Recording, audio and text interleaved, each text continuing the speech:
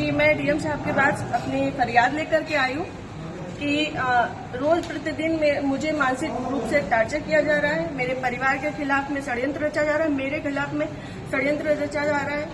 और ये षड्यंत्र के सूत्रधार जो है वो आदरणीय हमारे पूर्व सांसद सुब्रत पाठक जी, जिन्होंने हमारे गेस्ट हाउस को लेकर के हमें ये कहा कि हम भूमाफिया हैं।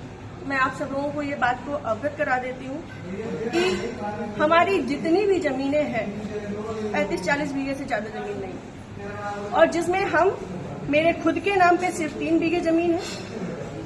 और 3 बीघे जमीन वाली महिला कैसे भूमाफिया हो सकती है? और 35-40 बीघे की जमीन में हम मेरे ससुर साहब, मेरी सासू माँ, मेरे हस्बैंड और मेरे देवर देवरानी 6 लोग आते हैं। इतनी सी जमीन में कैसे लोग भूमाफिया हो जाते हैं? जो ये बड़ा उससे कह रहे हैं कि चपुन्ना के भूमाफिया। और रही बात मेरे गेस्ट हाउस की, राधा रानी गेस्ट हाउस की, तो आज इन्हें ये पर लग रहा है कि वो हमने सरकारी भूमि में बनाया है, अवैध जमीन पे कब्जा किया है। तब क्यों नहीं लग रहा था जब 5 साल से उसी में दावतें खा रहे थे, भारतीय जनता पार्टी की मीटिंगें कर रहे थे, हमारा पैसा खर्च करवा रहे थे, रोज मीटिंगें हो रही थी, तब क्यों नहीं ये आपको लगा था? आप पूर्व सांसद के ऊपर एक आरोप लगा रहे हैं। बिल्कुल, आप भी बीजेपी के कार्यकर्ता? मैं बीजेपी की कार्यकर्ता हूँ और बीजेपी में ही काम करती हूँ शुरू से लेके लास्ट तक। जब तक मेरा जीवन मुझे अलाउ करेगा, जब तक ये कन्नौज के नेता मुझे सहज भारतीय जनता पार्टी में रहने देंगे, तब तक मैं भारतीय जनता पार्टी की ही सदस्य हूँ। पार्टी में आपने इसकी उच्च पद पे लोगों से शिकायत की है? मैंने ये इस विषय के बारे में यहाँ से लेके प्रदेश अध्यक्ष तक को सबको सारी बातें पता है, और आज से नहीं पता है, ये पिछले 2 सालों से पता है। मेरे पिताजी, मेरे ससुर साहब, मेरे हस्बैंड, हम सब लोगों के लिए हत्या तक का मतलब षड्यंत्र रचा जा चुका है, और विगत के चुनाव के निर्णय के बाद ही रचा गया। पिछली 4 जून को रिजल्ट आया है, पिछली 3 जून को ये हमारे गांव गए थे।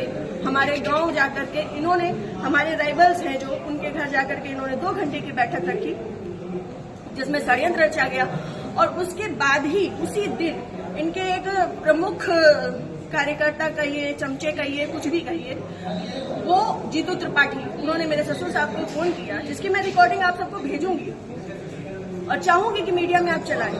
उन्होंने मेरे ससुर साहब को धमकी दी कि अगर चपुन्ना चुनाव नहीं जीता तो आपको 4 तारीख के बाद देख लिया जाएगा। उसके बाद से ये सारा षड्यंत्र रचा है। क्या चुनाव हरवाने में आपका भी श्रेय जाता है? मैं भारतीय जनता पार्टी तरीके से वो आरोप लगा रहे हैं क्या?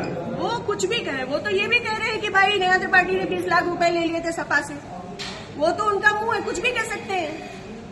पर मैं भारतीय जनता पार्टी की कार्यकर्ता हूँ और सभी लोग सोशल मीडिया जानते हैं, चलाते हैं। सभी लोग मेरी आईडी में देख सकते हैं कि मैंने किस तरीके से काम किया है। मैं सुब्रत पाठक के लिए काम नहीं करती, मैं भारतीय जनता पार्टी के लिए काम करती हूँ। आपने प्रशासन और पुलिस से शिकायत की इस बारे में? जी, मैंने पिछली 25 तारीख को प्रशासन पुलिस से शिकायत की थी, जिसमें सीओजी की टीम गठित है और अभी तक कोई भी पकड़ा नहीं गया है। क्या मानती है पुलिस, प्रशासन और पुलिस दोनों लापरवाही कर रहा है? संभवतः हो सकता है, क्योंकि जिस हिसाब से अब दिन बीतते जा रहे हैं तो मेरा भी सब्र का पैमाना टूटता जा रहा है, और मुझे, मेरे परिवार को बहुत ज्यादा खतरा है इन लोगों से जो हमारे दुश्मन हैं।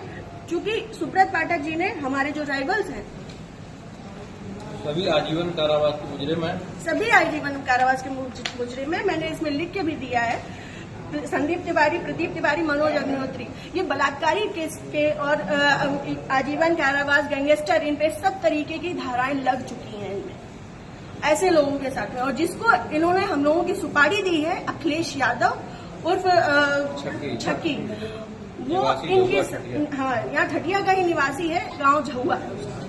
वो इन लोगों के साथ में, सुब्रत पाठक के साथ में भी जेल में रहा है और इन लोगों के साथ में भी जेल में रहा है और अभी फरार है।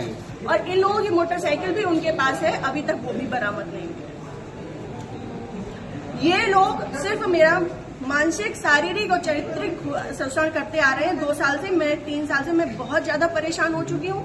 अब ये चीजें नहीं होंगी। आज आपने जिलाधिकारी से बातचीत की, क्या उन्होंने आश्वासन दिया? उन्होंने मुझे पूर्ण आश्वासन दिया है कि इस पे निष्पक्ष जांच होगी, क्योंकि हमारे पास रिकॉर्ड्स भी हैं, हमारे पास सबूत भी हैं और बहुत सारी चीजों के सबूत हैं। समय आने पे मैं वो सब आपके सामने रखूंगी। जिले में जो भी भ्रष्टाचार हो रहा है, जो जिला पंचायत में भ्रष्टाचार हो रहा है, जो ब्लॉक प्रमुख में भ्रष्टाचार हो रहा है, ब्लॉक में भ्रष्टाचार हो रहा है, वो सारी चीजें मैं आप सब लोगों के सामने रखूंगी। अगर आपकी सुनवाई आज नहीं होती तो आगे क्या कदम उठाएंगे आप? मैं आप लोगों का सहारा लूंगी और आप लोगों का सहयोग, मुझे पूर्ण विश्वास है कि मेरे साथ हमेशा रहेगा और मैं इस पे अपनी अंतिम सांस तक अप फ्रंट के पैमाने में आकर के लड़ूंगी। अगर आप ये वीडियो YouTube पर देख रहे हैं तो हमारे चैनल को सब्सक्राइब करें और बेल आइकन को दबाना ना भूलें। अगर आप Facebook पर ये वीडियो देख रहे हैं तो हमारे पेज को लाइक करें।